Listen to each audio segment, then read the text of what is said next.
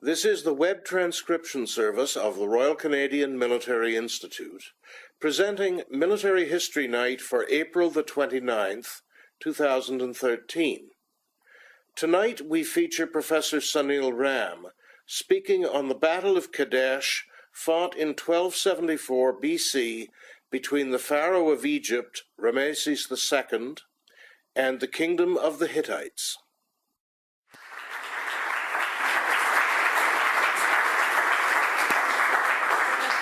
Good evening, everybody, and thank you all for coming. It's been a while since I've been out. I'm going to ask everybody to bear with me a little. I've been quite ill for some time now, so I'm a little wobbly on my feet. So if I suddenly stop in mid-sentence, it's because I'm just trying to let the vertigo settle. Has everybody got a timeline sheet that was up at the front? It's really going to help you a lot. You'll notice that I have some orange insets in the timeline. Those are because the chronology of this period has been either disputed, or there are historians and archaeologists who have agendas, so they want to fit things into certain time frames.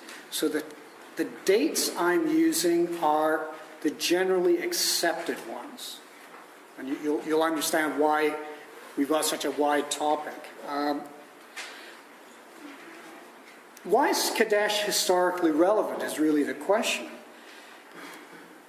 And the reason is that from a military history perspective, it is one of the first battles from the ancient world where we have a complete record of the event, which we can identify as an absolute historical battle in the Middle East. Another example would be something like the Battle of Kurukshetra, which is represented in the Bhagavad Gita of the ancient Vedic world. So, Kadesh. We have to put Kadesh in context. So we have to actually start some years before, about 300 years before. And let's get the computer to work. We have to look at Thera, the ancient Minoan island. And Thera today is known as Santorini. It still exists.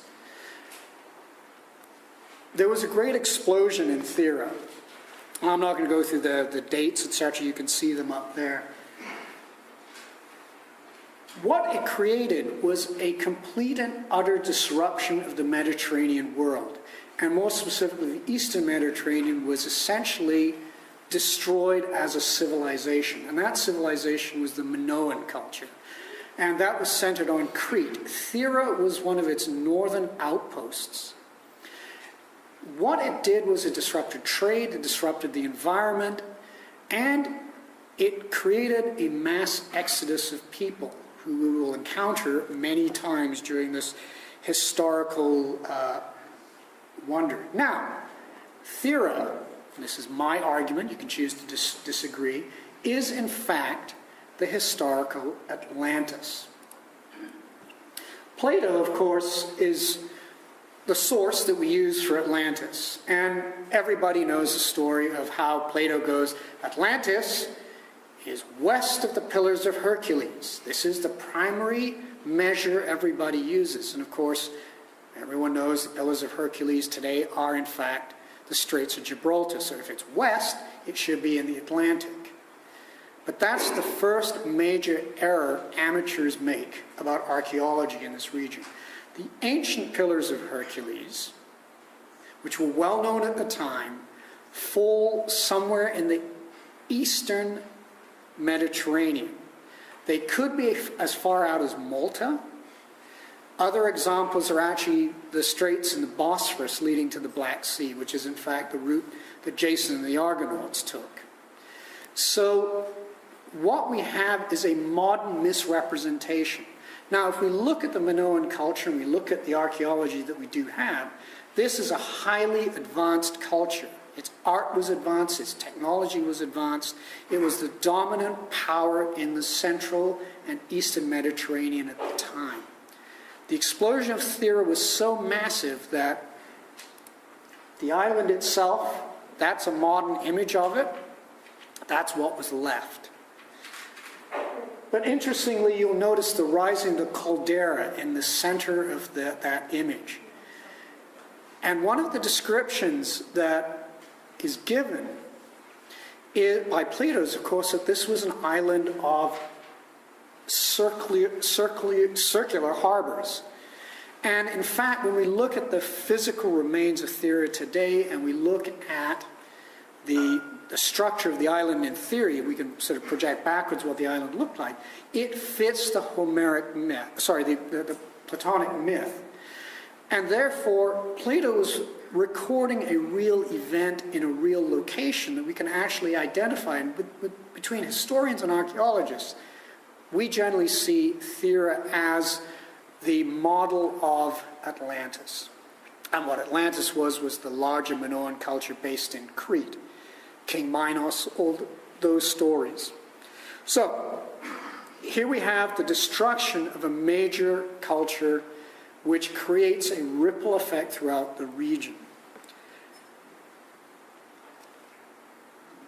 We'll come back to this. The Bible.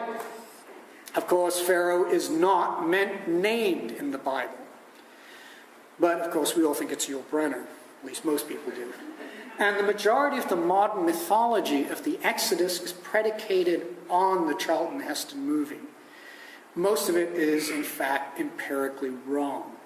It's a Hollywood construct, which has become part of the modern history of the region. But it doesn't help when we have people like James Cameron and his group of experts in this particular documentary saying that somehow the Exodus is directly linked with the events of Thera, the explosion, and leading up into the period of where the Battle of Kadesh falls. It's a massive compression of history which, frankly, isn't sort of held up when we start looking at the archaeology. So the question then becomes, who is Pharaoh? I mean, who was the Pharaoh of the Bible? Because if we can pinpoint the Pharaoh of the Bible, we can then theoretically pinpoint Exodus and all the other linkages. And I have to stress the Bible is a book of faith. More so, the Old Testament is a book of faith that was written by the Jewish people from their perspective. You always must keep that in mind. Therefore, whoever writes the history tends to overlay their perspective on the history. Everyone thinks it's Ramesses. Why is this important? Because, of course, Ramesses was the pharaoh who fought at Kadesh. So if the Exodus and Thera all fall in this time frame, we're dealing with one of the most important pharaohs of the Egyptian world, and the most important pharaoh of the New Kingdom. However, there are some fundamental problems with the use of Ramesses. First and foremost, he died at age 90, which isn't really made clear in the Bible, but there isn't really any evidence that there was a great catastrophe during his reign. In fact, it is Ramesses who raises Egypt to one of its greatest times.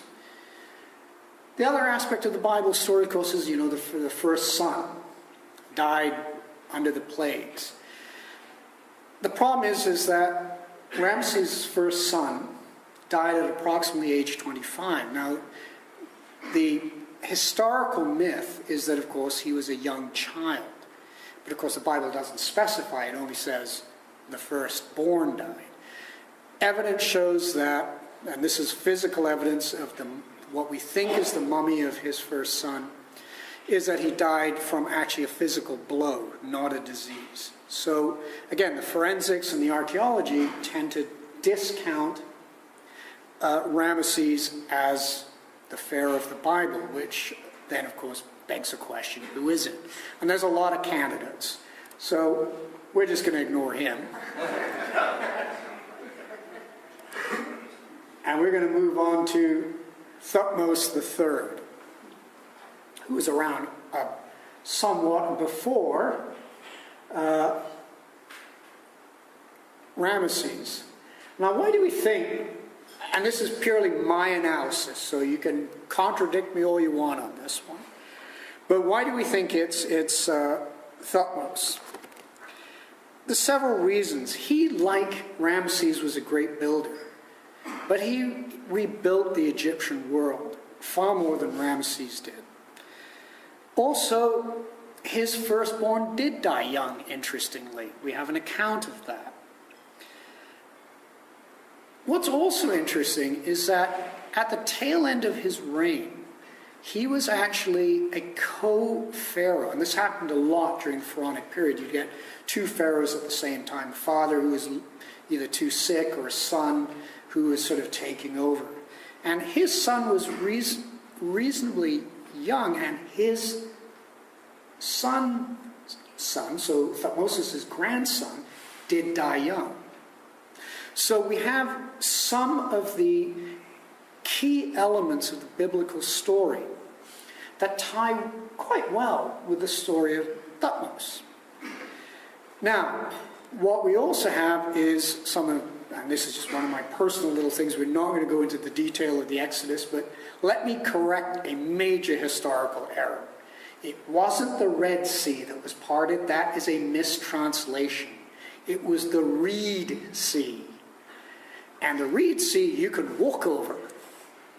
So potentially, and this is why they make the argument of Thera being part of this, is that had there been some sort of major tectonic event in the central eastern Mediterranean like Thera, there would have been a tsunami effect which would have drawn the waters away out of the Reed Sea and the sea parts. I can't argue for it or against it, but it's a reasonable geological argument, and also enough water goes away from those marshes, yeah, it's pretty easy to transverse. So there's some of the issues that we have trying to bring Ramesses into this picture, because the Ramessian history does not fit any of these other periods that they're linked with. So my vote. Now, enter the Sea Peoples, a very important group. If Thera, which would be approximately here, explodes, all those people who were left over from the Minoan culture had to go somewhere.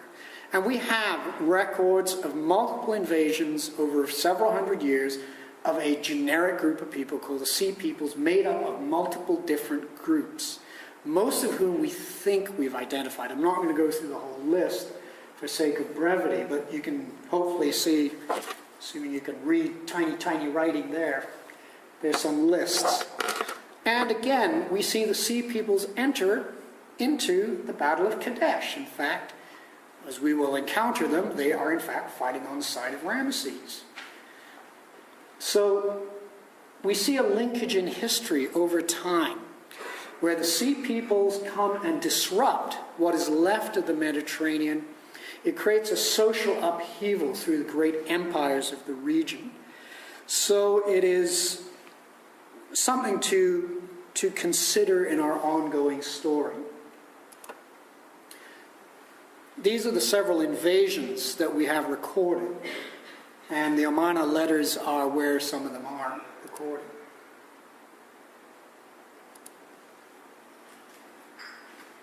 This is our Ramesses part, just before Kadesh.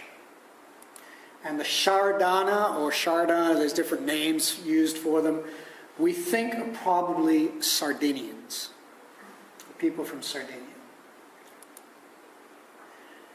And don't forget the Sea People in our little romp through history, because they're going to come back at the very end of this story. This is what we think they look like. That's a depiction based on the various carvings and reliefs that we have in Egypt. And they were considered a very warlike people, and one of the interesting parts is they had technology. They had iron weapons, apparently. And again, this sort of ties a little into the whole story of Atlantis, because of course most civilizations of this time had copper weapons. You have an iron weapon versus a copper weapon, you have a massive technological advantage. It's relevant to know the empires of this period, because Kadesh falls within what would be considered sort of almost some have argued they've called it a world war even. And the key empires are the Hittites, Mizri, which is Egypt, and the Mycenaeans, or an area called Achaeola, the Achaeans. And I'm being a little liberal here with the transliterations. There's lots of variations here, so we can all argue the technical points, but this is what I'm going with. Now, one of the really interesting parts of Egypt, where did the word Egypt came from? It was actually a Greek name given, because the Egyptians, and I'm going to butcher this, actually called Egypt Hot Ak-Ta, the house of the Ka of Ta. They couldn't pronounce it, so they called it Egypt. So one of those funny little historical anomalies that has continued on for thousands of years. In this context, of course, the two great warring nations are the Hittites and the Egyptian Empire. There were two phases. There was the old kingdom of the Hittites, which is the red area, and the new kingdom of the Hittites here, which is the orange area. See this little place up here, Wilusa? That's Troy. That's the Hittite name for Troy. It comes into this story too. This map can vary. I'm going to accept this as the extent of the Hittite kingdom. But some maps show it to be somewhat vaster or greater, extending all the way out to Wilusa. The key thing about the Hittites is that Kadesh sits right on the border of the Egyptian Empire and the Empire of Hatti. This is what Hattusha, the capital of the Hittite Empire, would have looked like. This is actual reconstruction on site. This is what it looks like in terms of the ruins. The Egyptian Empire. I thought it was worthwhile people know what the pyramids would have looked like as opposed to what we always see. I think we also get this impression of the ancient world as a place of gray and brown stones with no color. Everything was painted. And this was a very colorful world, because color was expensive. And if you could paint things, that showed you had wealth and power. Now, the Egyptian Empire, as you can see, and again, we notice Thutmose here, the Egyptian Empire was much larger.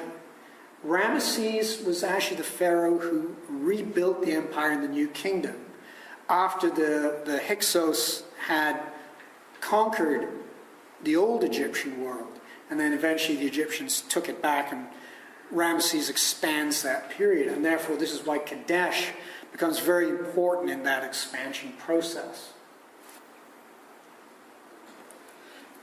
And that's an image at the bottom of the remains of the capital of the Hittite Empire. First and foremost. The key aspect is what we know of the Hittite military is actually from the Egyptians. So we have to be a little circumspect on how the Egyptians portrayed them. But we do know that they were an absolute warrior nation that swept out of Anatolia and openly challenged Egypt. The chariots were what mattered. It was the Hyksos who had introduced the chariots to the Mediterranean region and the Near East. And they became, under the Hittites, literally armored tanks. The horses were armored, the soldiers were armored, and in effect, the Hittites used them as their primary force. The Hittites would charge into battle, clobber you with their chariots, and then the infantry would follow in afterwards and pick off whoever was left. And one has to imagine not a few hundred chariots, but thousands of chariots massed coming straight at you. So if anyone's ever seen an armored charge with tanks, or actually seen a full-blown cavalry charge, just the sheer thunder of the hooves is enough to shake soldiers in their boots because it's terrifying. The Hittite commander at the Battle of Kadesh.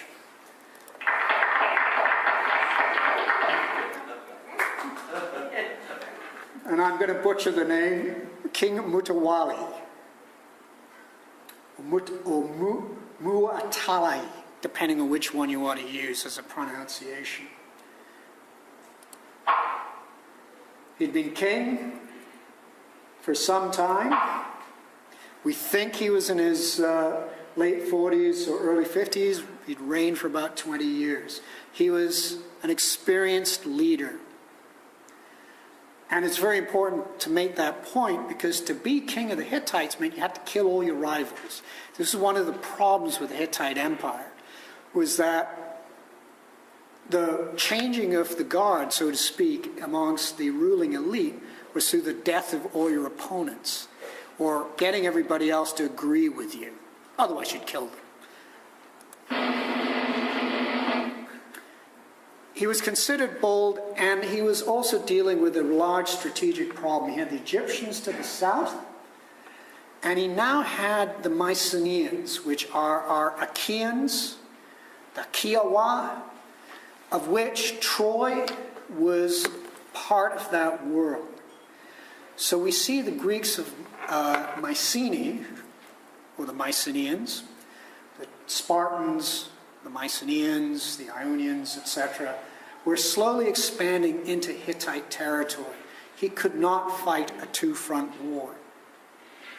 So he needed to do something about the Egyptians, because it was easier to deal with them than a bunch of rabble-rouser barbarians who were the Greeks, who we consider civilized.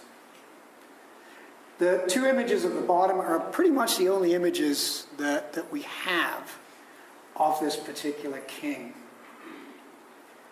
So it's interesting that we have these, but this is all lost history until we discovered the Hittites were real people. The Hittite forces at Kadesh, based on the Egyptians, we think there's 50,000 of them. They were composed of the Hittite regulars and their 18 vassal states, which included Anatolian Greeks, interestingly. 37,000 infantry. Canada can't field more than, what, 3,000 on a good day?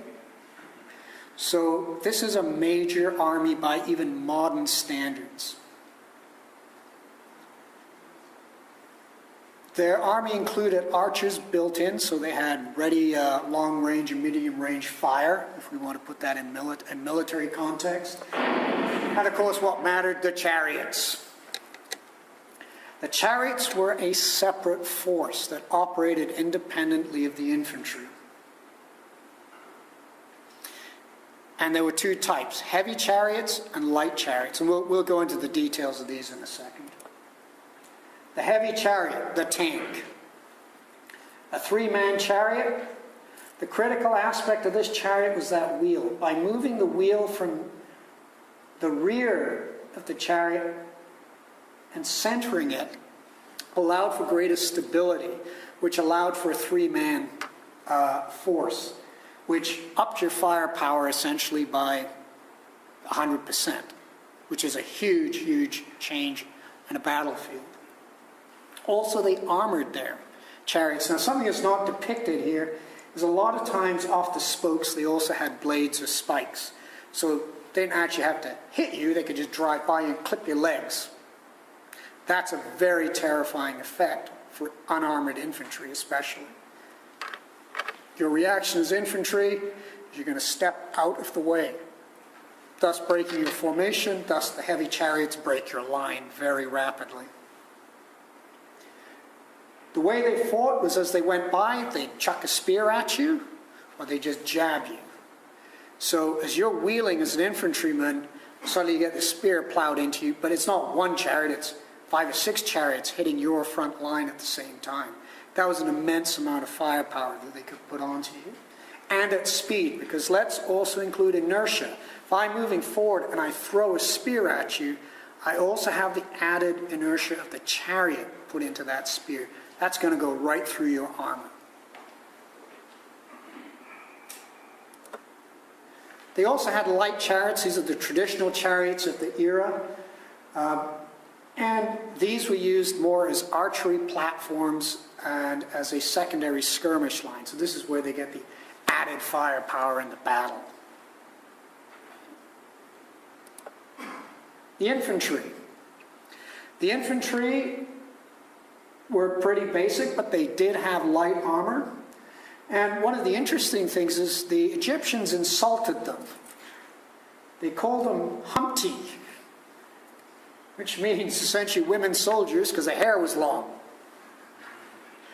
And there are accounts that apparently in the battle when the Egyptians, and I can't verify this because I can't find the actual hieroglyph that it apparently is on, they actually pulled Hittite soldiers from their chariots, the Egyptian infantry, by their hair, because it was easy to grab. It was one bit that they could get at. An interesting observation of the battle. The one thing that the Hittites had, they had iron weapons. This gave them a massive technological, tactical, and strategic advantage over any of their foes. And we think that they got those iron weapons from our old friends, the Sea Peoples, Atlantis. In effect, just to put that in context, iron is harder than copper, so if you use a copper weapon against an iron weapon, your weapon is going to break down and possibly snap. So this is the big technological advantage. And these are a couple of samples of Hittite weapons. I was hoping to actually have some real stuff here today, but the logistics of getting it out of a couple of museums didn't quite work.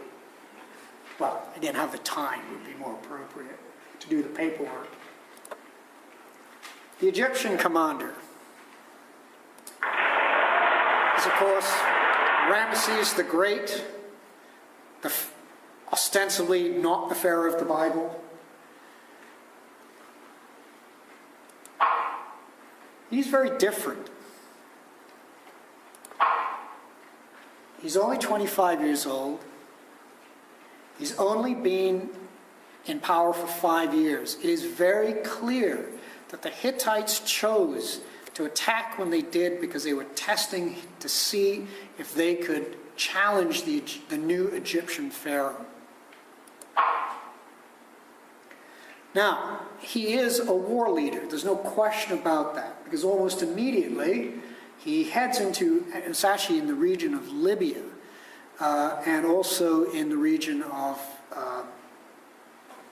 the Nile Delta specifically, not Libya, but he did go there, where he fought the Sheridan, the Sardinians, who were a Sea Peoples group. So again, these Sea Peoples keep popping into our story. They're always sort of ever present in what is going on in the Near East.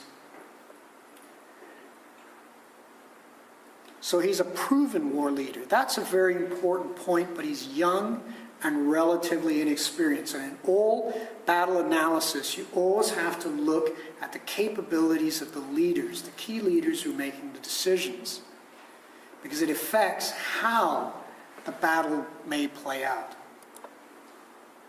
The Egyptian army had changed from the Old Kingdom, and we're going to have to go through this step by step. In the Old Kingdom, it was a levy army. By the New Kingdom, Ramesses and his predecessors have changed the Egyptian army into a professional force.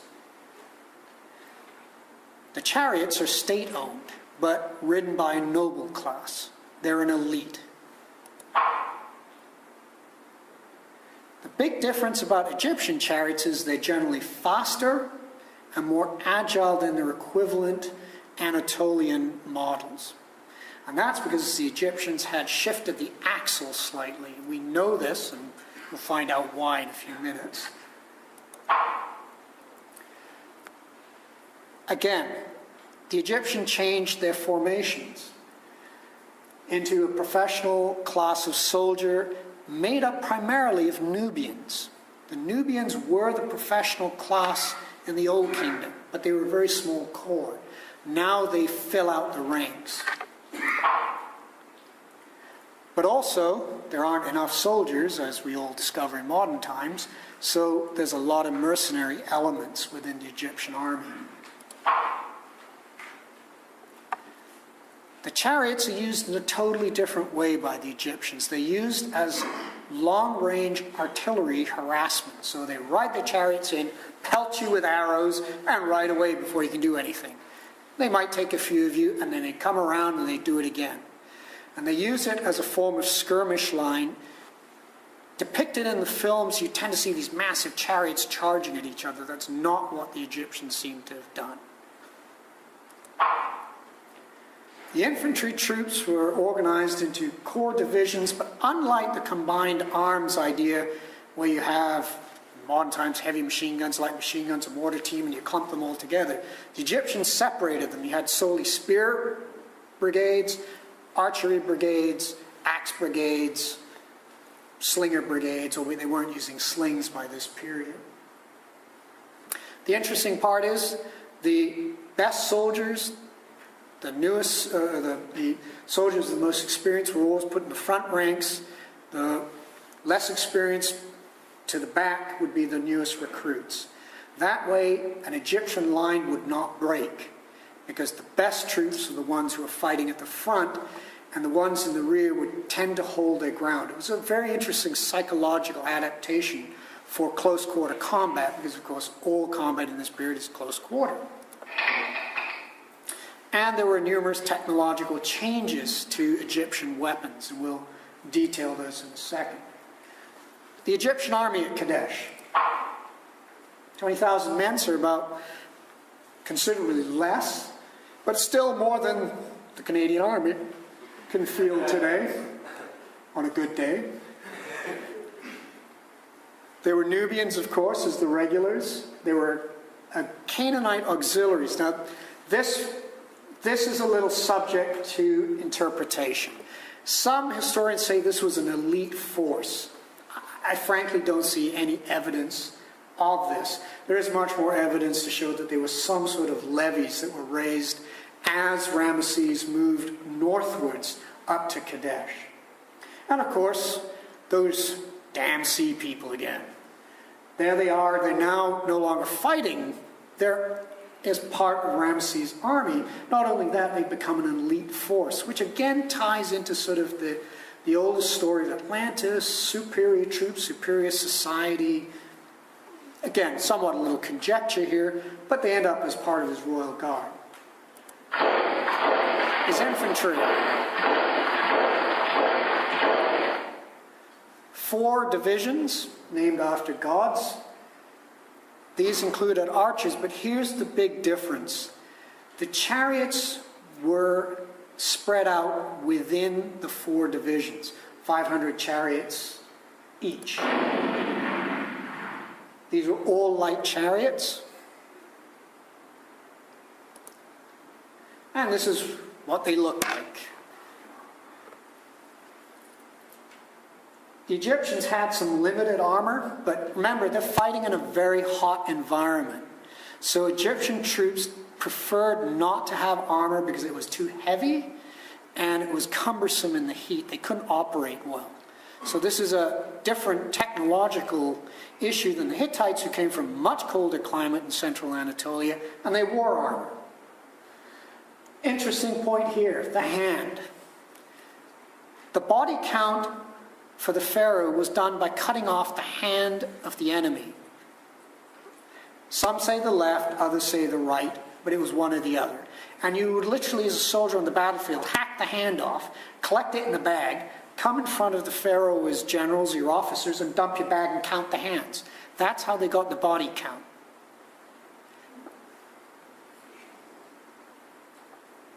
And again, the infantry carried bows, but not compound bows. The compound bow is a very expensive weapon, very hard to make, and that was carried by the chariot. So that's somewhat of a difference here.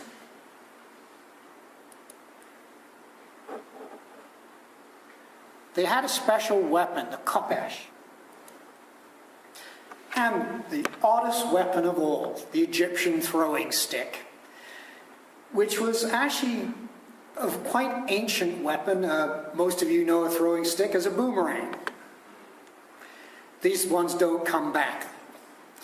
The Egyptians still carried them. They're actually a relatively ineffective weapon. Traditionally, they were actually used as a hunting weapon. However, imagine 300-400 soldiers lined up in front of you. As you close at them, and they pull out these heavy sticks and they chuck them at you. Now, they're not going to really hurt you, but they are a very good distraction right at the moment before you come into contact. So as the enemy closes just before striking distance, suddenly a stick is chucked in your face. What do? You're instinctively going to deflect it with your shield, or you're going to duck, or you're going to dodge, or you're going to take a stick in the face. So it was still a somewhat effective weapon when used en masse. But an interesting archaic weapon that, frankly, at this period in history was really relatively ineffective, because we're dealing with the Hittites who are charging at you with chariots, not infantry. So all of a sudden, what are you going to do with your stick? So an interesting little anomaly in the historical weapons arms race. Here we have our Sheridan. This is what we think they looked like. And they made up part of the mercenary force / Royal Guard at Kadesh. If you have time, I really recommend you actually watch Building Pharaoh's Chariot, because it will give you some great insights into how advanced the Egyptian chariot was. In ancient Egypt, a pharaoh's super weapon, the chariot represents a huge turning point in military history. Apparently it doesn't want to turn off, so we'll have to let it play out. The Hyksos were the ones who introduced the chariots. The Egyptian chariots were 2 men, a driver and an archer who also carried spears. So it was a ranged weapon as well as a potential short-range weapon. But again, remember, it was used as a skirmish line, not as a direct charge. If they charged at you, they'd shoot at you, then wheel away.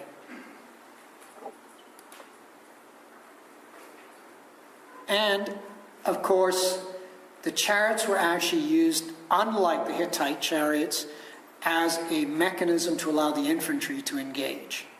So they were really a support weapon for the infantry, even though they were an elite. So where's Kadesh, after all this talk of weapons and stuff? The map says it all. The Orontes River. The smaller map is sort of Kadesh in context of the time frame we're dealing with and the cities that would have been in that area. This is the modern Kadesh, Tel Nebi Mend. That's an actual satellite image. That's what it looks like. And this was an archaeological dig, and I give you sort of a basic map of what this is.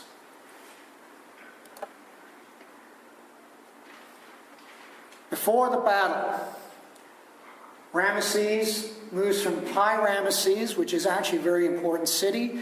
It used to be the capital of the Hyksos, Avaris, and it is systematically dismantled, and the Egyptians rebuild their capital there as a message to say, we've destroyed the Hyksos. Mid-April, he starts moving forward up the coast towards Kadesh. It takes approximately a month's march. The Egyptian army doesn't move as an army, it moves in its 4 separate divisions. Remember those names of the 4 gods? That's how they move up the coast. There's a reason for that, by the way. There's not a lot of food out there. So each division scavenges separately rather than a mass that would actually eat up everything in sight like locusts, which would then potentially disrupt the local region's economy. So this was a consideration. Also, the Egyptians didn't fight with such big armies. Usually it was one division. To put 4 together was a major, major event for the Egyptian military.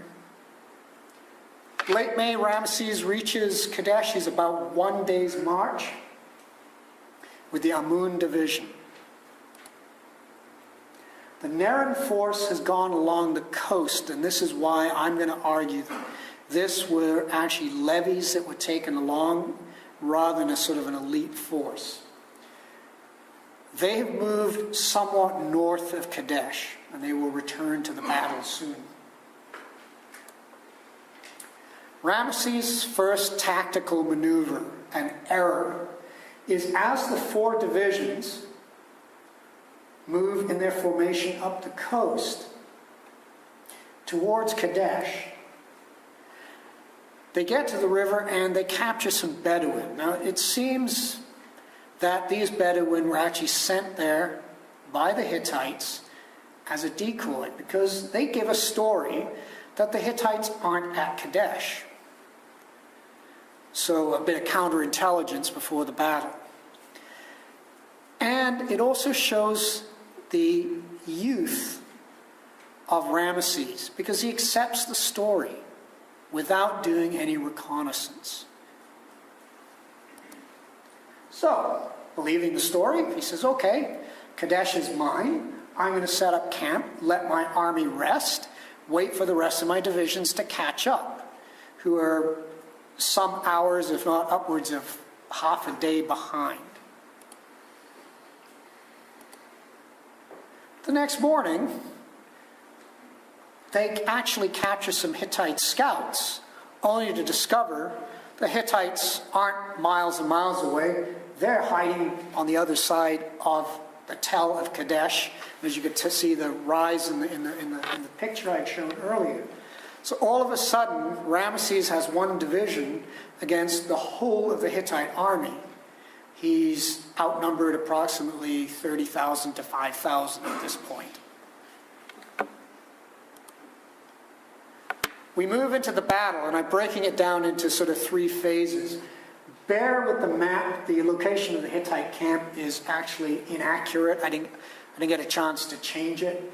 The camp is probably closer to here, as best as I can figure. And the Egyptian camp would probably be a little bit down here. But that's speculation.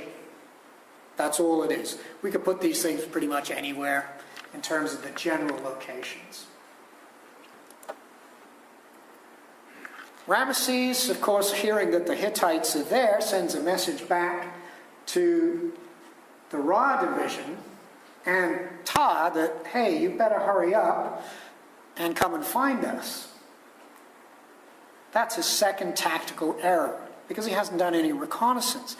All he's heard is that the Hittites are over here, but he doesn't actually know where the Hittites are. He hasn't seen them.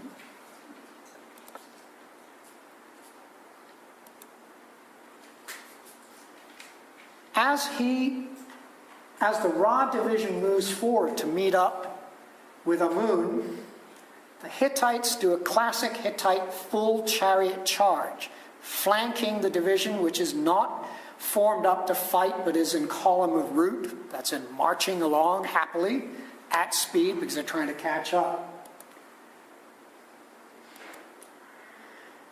Ra is obviously instantly overrun. There's no way the Egyptians can stand against a full Hittite charge without being set to take the charge. If everyone knows what a British square is, if you don't set your square, you're going to get overrun by the fuzzy wuzzies. Ra collapses. The Hittites then wheel north and they attack Ramesses' encampment. Ramesses is still in his camp with his troops, wondering what's going on. This is his own account, by the way. We move into the second phase of the battle for the camp. The elements of Ra, mainly the infantry, mainly the chariots, my fault, they get to the Hittite camp because they're faster than the balance of the Ra division, which is infantry, which is just being slaughtered by the Hittite charge. The Hittites overrun the Egyptian camp. Ramesses, from his chariot, he's put on his armor. We actually have this account of how he puts on his armor. He begins to fight back with the infantry of Amun because they're able to form up. They're able to somehow, according to Ramesses, they disrupt the Hittite chariots by holding them and also by laying on accurate archery fire. This is a bit of a tale on the part of Ramesses in the wonderful victory at Kadesh that he writes about. This is getting into the propaganda part of this lecture. What really happens is the Hittites have just charged into a bunch of tents and lines of the enemy. A chariot charge is going to get disrupted because you can't charge a chariot through a tent, obviously, or around fires, or the baggage train, and all the other clutter that sits inside an encampment. But also, it's an Egyptian encampment. It's full of goodies. The Egyptians are filthy rich. They've got lots of gold and clutter and all sorts of stuff. The Hittites, well, they stop and get off their chariots and start collecting their loot. Which, of course, is part of the reason why the Egyptian infantry is able to reform and they start shooting at the chariots, which aren't moving or moving slowly or maneuvering, which makes it pretty easy to target them now. And also, if you've got that long flowing hair, I can come up and pull you off the chariot. Phase 3 of the battle.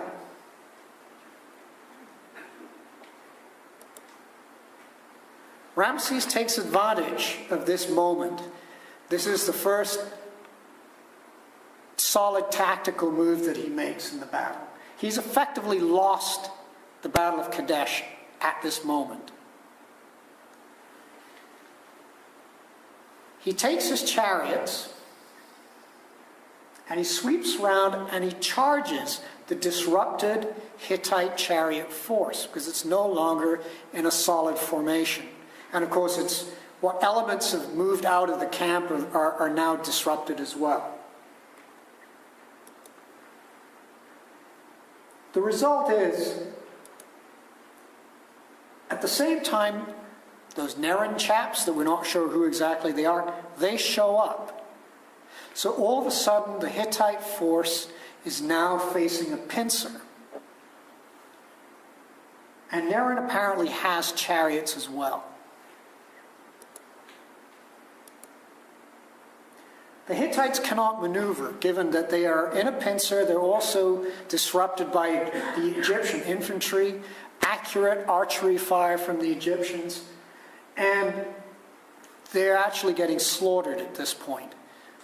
The result is, of course, they break and attempt to retreat.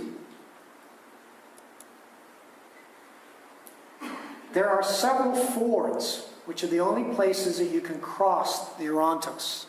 They have to get back to those fords. This is actually a little wadi. They could cross that, but there are a couple of fords along here that they needed to get back to. Ramesses, seeing them, makes a snap decision and charges them with his chariots. Something that generally the Egyptians don't do, because that's really the job of the infantry.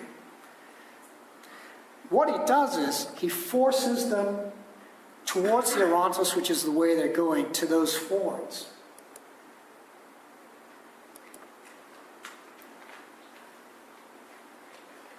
The Hittites commit their chariot reserve. The result is that the chariots have to now cross the ford to get over to the side where the balance of the heavy chariots are, or at least what's left of them. by which point the Egyptians have also come around to that point. Again, the timing of this is a little off. We'd have to play with a war game to figure out the timing. Now, the accounts indicate 6 charges which the Egyptians hold off. But they couldn't have done it if the chariots had crossed the ford. So what we're probably getting a depiction of is the Hittite chariots trying to cross the ford and getting picked off by Egyptian archery fire as they sort of massed across those little areas they can cross. Keeping in mind, the heavy chariots are trying to go the other way at the same time. There's effective chaos at that point. The Hittite chariots cannot cross, and the Hittites are decimated. Now, this is critical to understand because, of course, the Hittite chariots were the primary force of the Hittite Empire. And incredibly, during this whole time, all of the Hittite infantry sit in the Hittite camp and do nothing. What we think is the Hittite generals and the leadership thought they'd won the battle and realized too late that they hadn't, by which point it was too late to commit their infantry. In short, Ramesses, through a sheer act of bravery and maybe at the moment tactical awareness, or situational awareness as we say in modern terms, took advantage, and he essentially gained a victory out of what was in fact a defeat up to that point. Because if we think at least one quarter of the Egyptian military had been wiped out in that chariot charge that the Hittites hit them with. So this is the essential elements of the battle. They're all recorded by the Egyptians, which of course leads us to what happened. The post-battle is really important to this.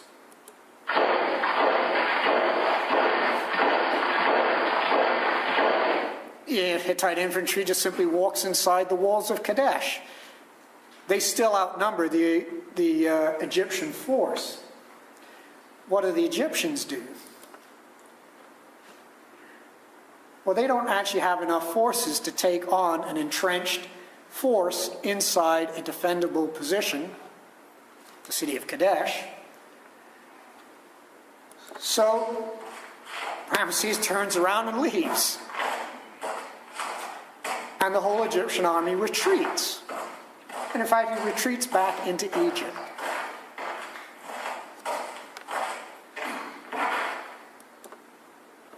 What he claims, however, is it was the greatest Egyptian victory of all time.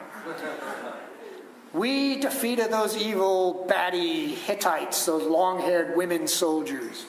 We crushed them all. We buried their dead in the river or in the Orontes. And he then promptly depicted it on every single temple he could find, and even on the Ramesseum, which is his funerary temple. So when you actually look at many of the images you see of Egypt, it's usually this battle that you're looking when you see the carvings depicted in all these documentaries. There are similar objects. A couple of interesting points about Egyptian pharaohs. Notice how much bigger he is than everybody else, because of course, he's a god. At this point, he's not a god. He's still quite young, but later on he becomes a god while he's still alive. And it is also part of the propaganda of how important this battle was, how important Ramesses is, and how incredible this battle was for Egypt. Which is what we accepted for about 80 years, once we were able to translate the hieroglyphs, because we didn't have the Hittite version of what happened. The Hittites, on the other hand, said, no, we won. And this is a great debate amongst historians now, really, who won the battle. I'm going to toss it to the Hittites, frankly, because the critical element here is that the Egyptian Empire never went any further than Kadesh. Small technical point to that, I will get to it in a minute. But effectively, that is as far north as they really got. Kadesh was the limits. And the Hittites at that point had no reason to go further south because they had other issues along the Assyrian frontier and also along their frontier with the Greeks, the Achaeans.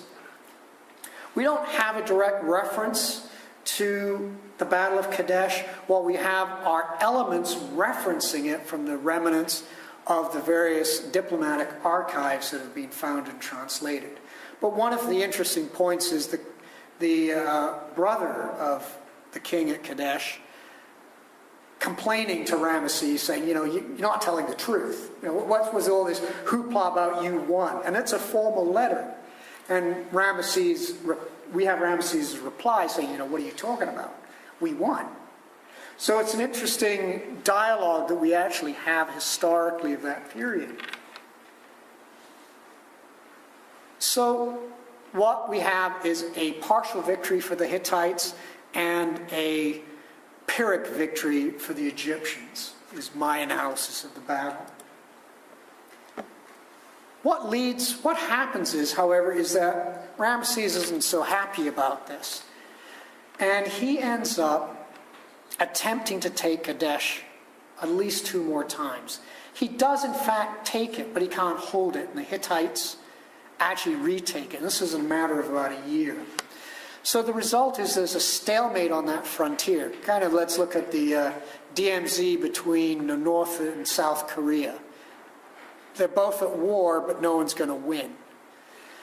This results in the peace treaty, or the Treaty of Kadesh, as it's referred to sometimes, between the new king of the Hittites, who is the brother of Mutawawi, in which they realize that it's foolish to continue fighting.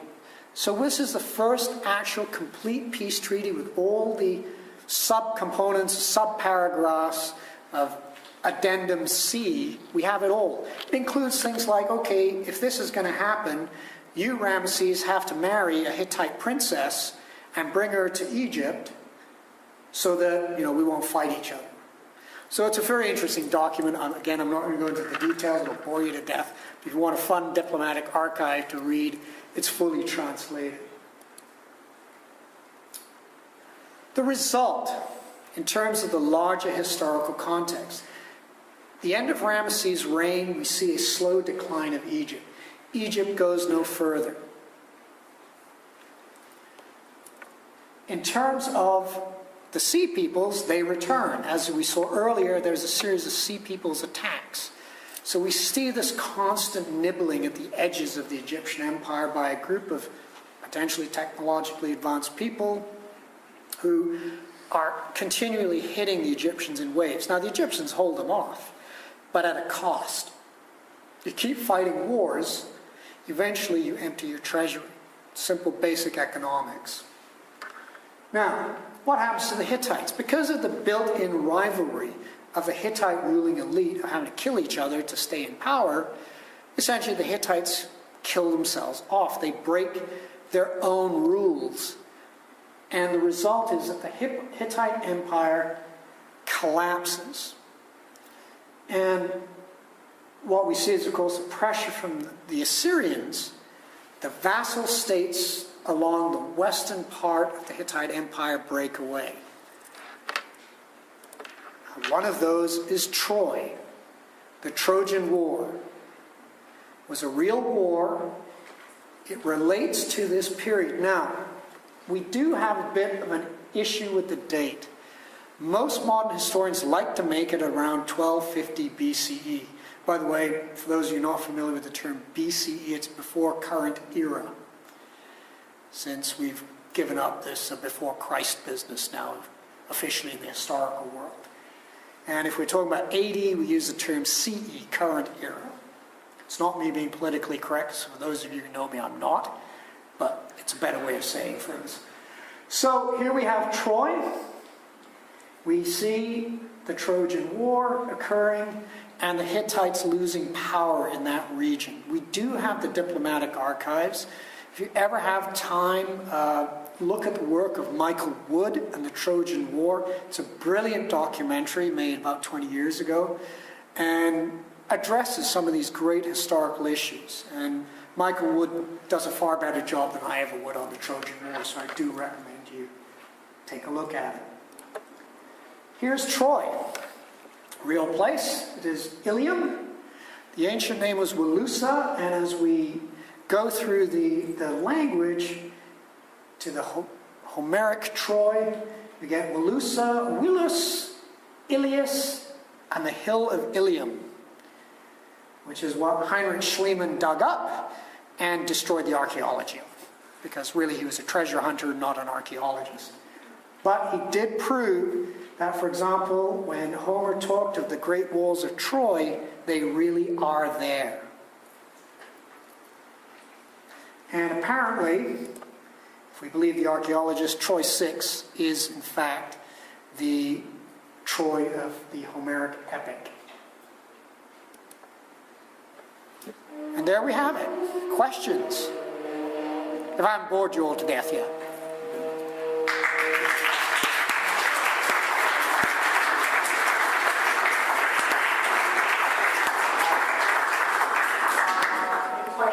What has been bothering me is the depiction. We got the Egyptian music playing again. Is the depiction of the warrior in the chariot. He's not handling the reins of the horses. The horses, therefore, in battle are spooked and they're running wild. He's standing there without anything to hang on, shooting his bow. And why doesn't he just take a tumble headfirst over the edge? Because he had a driver that used to. There were two men on the chariots. It just depicted one in this, as you showed there. Now, was it one of the carvings? Because all the pictures had two men on them, or three. On the carvings, because they're done in relief, you don't see the second man sometimes. But if you look carefully at the individual reliefs, we do actually have depictions of 3 men, 2 men. Generally, the pharaoh is depicted by himself because he's a god.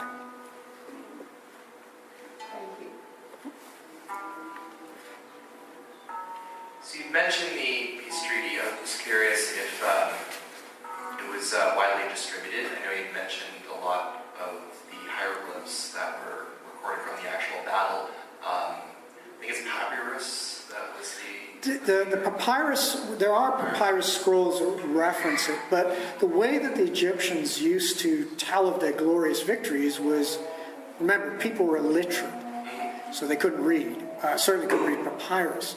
So it was depicted on the various major monuments, which were the way, and this is why if you looked earlier, I showed you those pictures of Hattusis and the pyramids as they looked at the time. These were huge monuments, and you got to understand, when you came and you saw these things, you were kind of stunned as some guy came from the outback somewhere who didn't live in a city, and most people didn't live in cities. So when you came to the cities, the monuments themselves were your big advertising board. Look how great I am, look what I've done.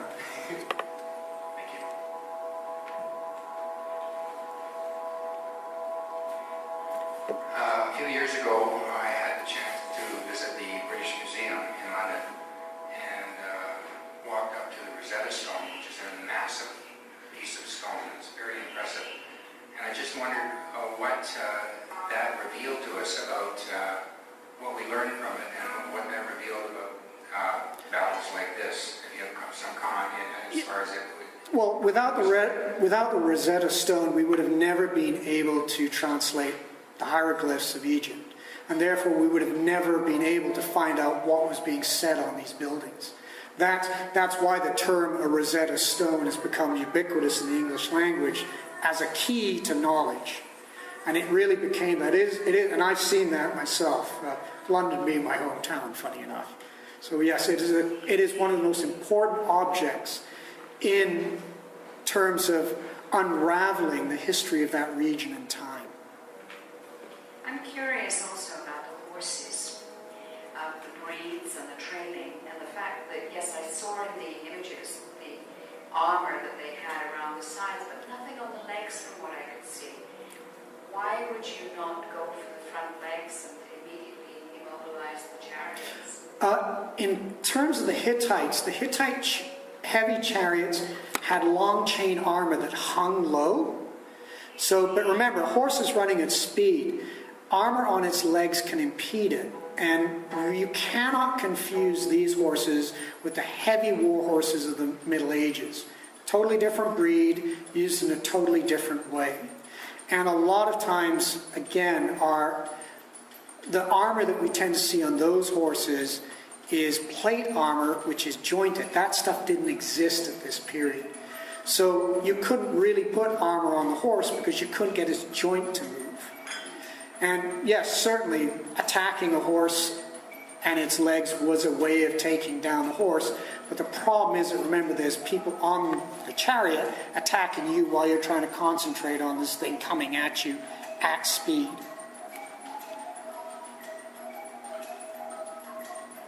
Just a question on what, this wasn't a big scam put on by Ramses, like we'll just suck people in and then I'll break it. No, it wasn't. It's very clear that he made mistakes in the battlefield. And the fact that his army was nowhere close. The other regiments, or divisions, never made it to the battlefield. So if he was planning this big battle, he was outnumbered, 5,000 to 30,000. That's really bad odds. And in an encampment, and this is his own account, he sat in his encampment, he didn't even have his armor on. He was sort of waiting for his army to show up, and the Hittites showed up. So this was classic victory from the Joseph. Absolutely, and this was again a sign of his youth as a general. I'm impressed with how much we know from hieroglyphics that me and the rest of us don't stand and read. I mean, I can read Italian or German a little bit or sort it out.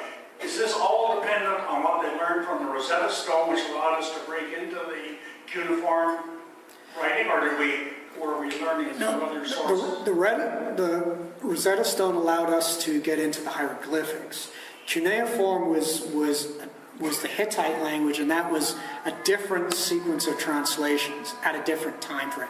It was actually Napoleon's expedition to Egypt that discovered the Rosetta Stone, and then I forget the chronology on this because I'm not an Egyptologist, but it took about, I think, 20 or 30 years, and there's a documentary that was recently made about this, which allowed people to break apart the hieroglyphs because we had the ancient Greek, I think it was Akkadian, and then the hieroglyphs all on the Rosetta Stone.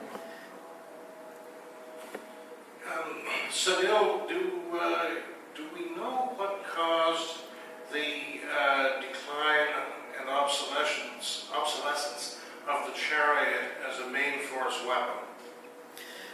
What we see is an advance in archery, and also we start seeing, for example, the ideas of the phalanx, which the Macedonians perfected under Alexander, but certainly, we've all seen the Spartans.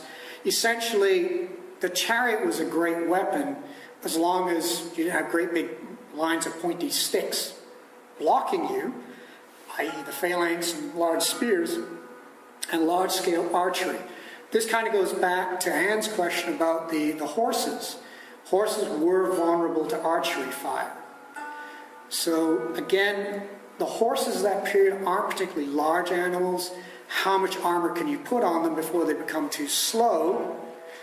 And the reason the Egyptian chariots are so critical is the Egyptians made their chariots super light. That's what made them fast and agile. Because the more armor you put on, the slower that vehicle becomes. It becomes a tank. You can take a lot of hits, but even a tank eventually can lose a track or can be disabled mechanically.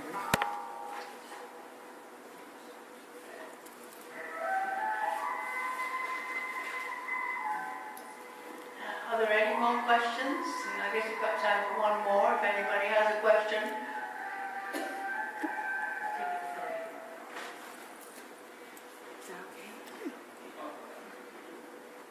This isn't really all that relevant to your presentation, but is there any evidence of the Hebrews being in Egypt at this time? We we actually discussed it a little earlier, and I'll very briefly address this. Certainly they were there. They were not slaves. That is a biblical myth, because if 100,000 Hebrews were driven out of Egypt, the Egyptian economy would have collapsed the next morning. It's an issue of numbers. I think realistically it was probably around, if we're talking about Exodus, for example, which is not part of this story, though it has been linked to this period, there certainly were. I don't know if they fought in the ranks of any of these armies, but they certainly were in the region.